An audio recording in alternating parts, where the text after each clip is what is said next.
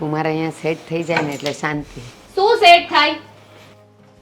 Set થવા દેવા માટે છે ને પેલા ઘરમાં માન પણ હોવું જોઈએ.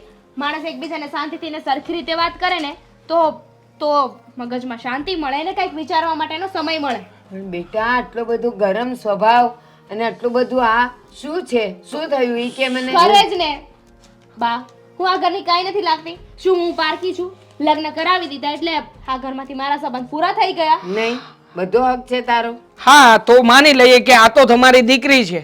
અરે હું તો તમારો જમાઈ છું, મને તો કોઈ શાંતિથી બોલાવવું જોઈએ કે નહીં? પણ તમે કંઈક માંડીને વાત કરો ને. શું થયું ઈ તો કહો. જુઓ, અમે આવ્યા અહીંયા તમારી પાસે બેઠા, પછી તમે શું કીધું?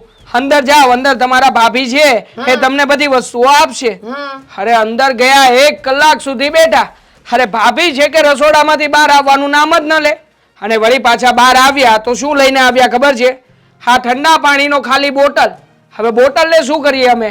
ગ્લાસ તો આપે કે નહીં? હા, ગ્લાસ તો હોવો જોઈએ કે નહીં? હે નહીં.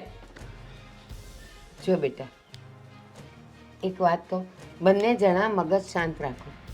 મગજ શાંત કઈ રીતે રાખવો બા? હું કહું? ઘરમાં ને ઘરમાં આવી રીતે હોય બધાય તો શું કરવાનું? અરે અમે બહારથી ટ્રાવેલ કરીને આવ્યા છીએ, અહીંયા હેરાન થતા થતા પહોંચ્યા હોય અને ઉપરથી ભાભી આવું કરે છે. સીધા મોઢે તો એમની સાથે વાત જ નથી થતી. ખરેખર ઘરના જમાઈ તો ઠીક છે, પણ મારા મિત્રને ત્યાં અમે જઈએ ને, હવે એમના સસરાને ત્યાં તો કેવું ખબર?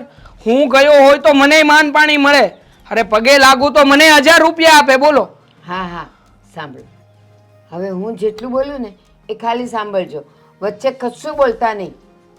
બેટા, જ્યાં સુધી દીકરીના લગ્ન ન થયા હોય ને ત્યાં સુધી ઘરમાં બધા ડબ્બા ખોલીને એને ખાવાનો અધિકાર હોય. એકવાર એ લગ્ન કરીને જાય અને પછી આવે ને તો એનો હાથ થોડો બંધાઈ જાય. સેમ વસ્તુ જમાઈ માટે. તમે મહેમાન થઈને આવો તો બધા માન આપે, પણ જ્યારે એમ ખબર પડે કે હવે તમે અહીંયા કાયમ માટે રહેવાના છો તો સ્વાભાવિક છે કે તમારે જ થોડું નમીને રહેવું પડે, થોડું કામમાં મદદ કરવી પડે અને તમારે પણ ઘરમાં હળીમળીને એક ભાઈની જેમ રહેવાનું હોય. અરે તો ક્યાં ના પાડીએ છીએ? અમારે હળી મળીને રહેવું છે, કામ કરવું છે અને કામ કરવા માટે તો આવ્યા છીએ ને. અને તમે એવું કહો છો કે 2-4 દિવસ આવો તો સારા લાગે, પરમેનન્ટ આવી જાવ તો સારું ન લાગે. અરે કોણે કહ્યું તમને કે અમે પરમેનન્ટ આવી ગયા છીએ? હા, દેવાંગને નોકરી ધંધો સેટ થઈ જાય ને પછી અમે અમારી રીતે નોકર થઈ જશું, પણ જ્યારે અમારી જરૂર છે ત્યારે તો મદદ કરવી જોઈએ ને. અને એમ પણ દીકરીને લગ્ન કરાવી દીધા, વળાવી દીધે, એનો મતલબ એમ નથી ને કે તમે એને કૂવે નાખી દીધી છે. મારે જરૂર હોય તો હું તમારી પાસે નહીં તો ક્યાં જાઉં? કોણ ના પાડે છે? અને કેટલું બધું બોલે છે તું! આટલો બધો ગુસ્સો હોય? હા, એ લોકોને બધાને ખબર છે ને મને પણ ખબર છે કે આનો ધંધો નોકરી જ્યાં સુધી સેટ ન થાય ત્યાં સુધી તમે અહીંયા રહેવાના છો. તો આવતાની સાથે તમે લોકો જો બધી ડિમાન્ડ કરો, તમે લોકો એવું વિચારો કે બસ અમને આ બધું મળી જ જવું જોઈએ, અમને આમ થઈ જ જવું જોઈએ, તો એવું ન થાય ને બેટા. આપણે જેના ઘરમાં આવ્યા હોઈએ ને તો ત્યાં આપણે થોડુંક આપણું સ્થાન આપણે કરી લેવાનું હોય. હું કહેતો જ હતો તને, રેવા દે, નથી જવું આપણે તારા ઘરે. પણ નહીં, હા તું મને કહેતી હતી કે ત્યાં આવશો ને તો બધું સરખું થઈ જશે. હા થયું કઈ સરખું? હવે જોયું ને, સાંભળી લીધું ને તે. હવે ચાલ આપણે જતા રહીએ આપણા ઘરે, અહીંયા આપણને કાંઈ મળવાનું નથી. બસ, આટલો ગુસ્સો કરવાથી તો આમે કાંઈ નહીં મળે. તમે અહીંયા આવ્યા છો ને તો થોડુંક પોતાનાપણું રાખીને રહ્યો. અને આમ મગજ ગરમ રાખીએ તો કુમાર કાંઈ નથી થવાનું. આપણે જ્યારે કંઈક જતા હોઈએ ને આપણા કામ માટે જતા હોઈએ ને બેટા, તો આપણે એ લોકોને સમજીને રહેવું પડે. માની લો કે અહીંયા રાખવાની ના પાડી હોત અથવા એમ કીધું હોત કે ભાઈ અમારા ઘરમાં એવી રીતે સગવડ થાય એમ નથી. અરે શેની ના પાડો એક બા? મિનિટ, તો ભાડાના ઘરમાં તમે રહેતે તો કંઈ ખર્ચા ન થતે? ત્યાં રૂમ માંડતે, રસોડું માંડતે તો ખર્ચા ન થતે તમારે? તો અહીંયા એ બધું તો નથી ને, તો થોડુંક તો કોઓપરેટ કરો. દામિની, પણ ક્યાં ના પાડી છે? 1 મિનિટ, ક્યાં ના પાડી છે? અમે કોઓપરેટ કરવું જ છે ને. પણ તમે એમ કહો છો કે આવીને સીધી ડિમાન્ડ કરવા માંડો. કઈ ડિમાન્ડ કરી છે? અમે કોઈ ડિમાન્ડ નથી કરી. અને એમ પણ ઘરે કોઈ મહેમાન આવે ને તો મહેમાન નવાજી તો તમે કરો જ છો, તો અમને ચા પાણી આપવામાં શું વાંધો હતો? 100 વાતની એક વાત છે બા, તમે છે ને તમારી વહુને સમજાવી દેજો. જ્યાં સુધી અમે આ ઘરમાં છીએ ને ત્યાં સુધી અમારી સામે ના બોલે અને અમે કહીએ ને એટલું જ કરે. હા ચાલો, આ બંને પક્ષે છે ને હું એને કહી દઈશ, એ નહીં બોલે. પણ સાથે તમારે બંને જણાએ ઘરના બીજા સભ્યો સાથે કેવી રીતે રહેવાનું એ તમે પણ શીખી જજો. જો તમે પણ શીખી જશો ને તો કાંઈ નહીં થાય. પણ પથ્થરથી પથ્થર ટકરાય તો એ તો ચકમક જરવાની જ છે. હે ને? સમજ્યા? ખબર નથી પડતી તમને કે કોની સાથે કેવી રીતે વાત કરવી. જ્યારે જોવો ને ત્યારે બોલવા માંડો છો. હવે હાલો આમ છાન મના બેહી ગયા ત્યાં અહીંયા. હું તો શાંતિથી જ બેઠો છું. હું તો એક શબ્દ બોલ્યો નથી. હા બા હું બોલ્યો કઈ? હા તો પણ મારા ઉપર આટલી રી કરીને ગઈ. હા તમારી દીકરી જેવી છે. હે ઊભી રે દામિની કહું છું. અહીંયા મારી વાત તો સાંભળ, ફિલ્મ જોવા જવાનું છે. જોયું? કોઈ એ સુધરવું નથી. એકબીજા પર ખો આપવો જ. ઓલી કે તું ખરાબ ને ઓલો કે તું ખરાબ. કોઈએ પોતાનું માન જાળવવા માટે કોઈને સાથ સહકાર આપવો નથી. સલાહ તો બધાને આપવી છે.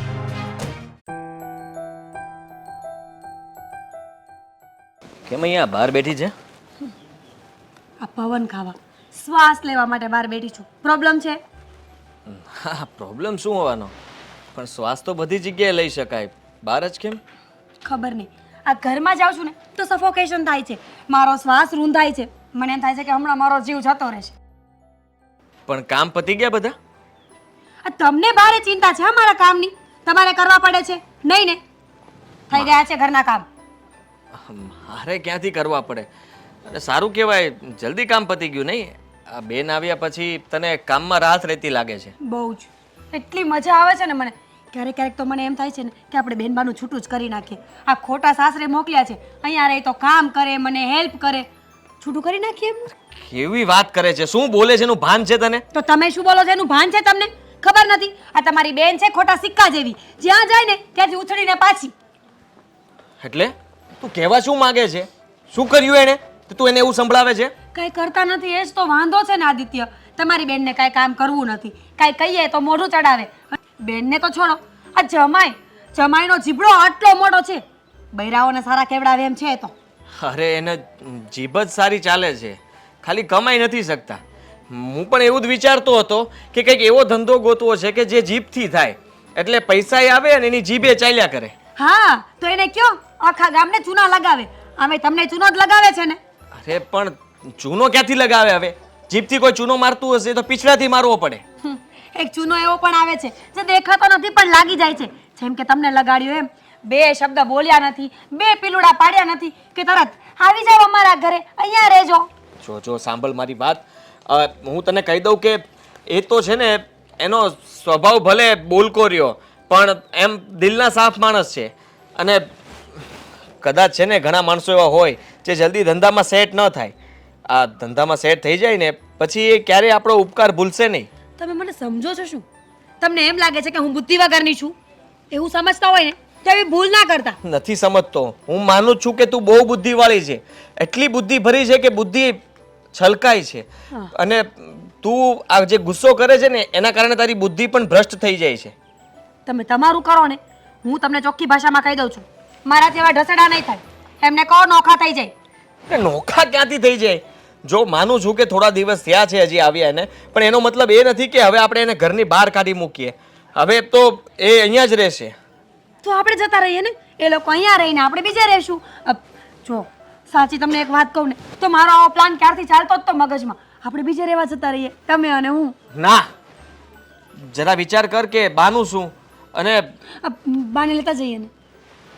અરે તો પછી એને મને રૂમ રાખીને બહાર રાખતા પણ આવડે છે, પણ એ ન થાય. આ જમાઈ આપણી સામે રહે એ સારું છે. અને મારે તને એક વાત પૂછવી હતી કે દામિનીનો સ્વભાવ કેવો છે? હજી બોલકો જ છે કે? બોલકો નહીં, દામિની બેનના સ્વભાવમાં ઇમ્પ્રુવમેન્ટ આવ્યું છે. કૂતરા જેવો થઈ ગયો છે. અને થોડાક દિવસ આમને આમ રહેશે ને તો હડકવા પણ ઉપડશે. એટલે બટકા ભરવા લાગી? ભરશે, થોડા દિવસમાં એ પણ ભરશે. હા જો હું તને કહી દઉં છું કે મને એમ હતું કે દામિની હવે સુધરી ગઈ હશે, પણ મને શું ખબર કે મેં પહેલાં જ બાને વાત કરી હતી કે આ લોકો અહીંયા આવે છે એનો વાંધો નથી, પણ બેનને સમજાવી દેજો કે એના સ્વભાવમાં થોડો ઘણો સુધારો થયો હોય તો સારું, અને ન થયો હોય તો કહી દેજો કે બરાબર ઘરમાં રહે, શાંતિથી રહે, મીરાનો જીવ ન ખાય. તમે કહ્યું ને બાએ સાંભળી લીધું હશે. અને કદાચ બાએ કીધું પણ હોય ને તો દામિની બેન એમની ફિતરત ન બદલી શકે. એ પોતે પણ ઈચ્છે ને કે મારો સ્વભાવ બદલી નાખું તો પણ એ ન થાય. અરે હું દામિની સાથે વાત કરીશ અને એને સમજાવીશ કે ઘરમાં રહેવું હોય તો શાંતિથી રહે, અને તારા ભાભીને કામમાં મદદ કરાવજે, ખોટી મગજમારી ન કરતી. સારું. અને ક્યાંય મેળ ન પડે ને તો તમે સાડો બનાવી જઈને ચૂનાનો ધંધો ચાલુ કરજો. પહેલા તારા મોઢા ઉપર લગાડવો પડે એમ છે.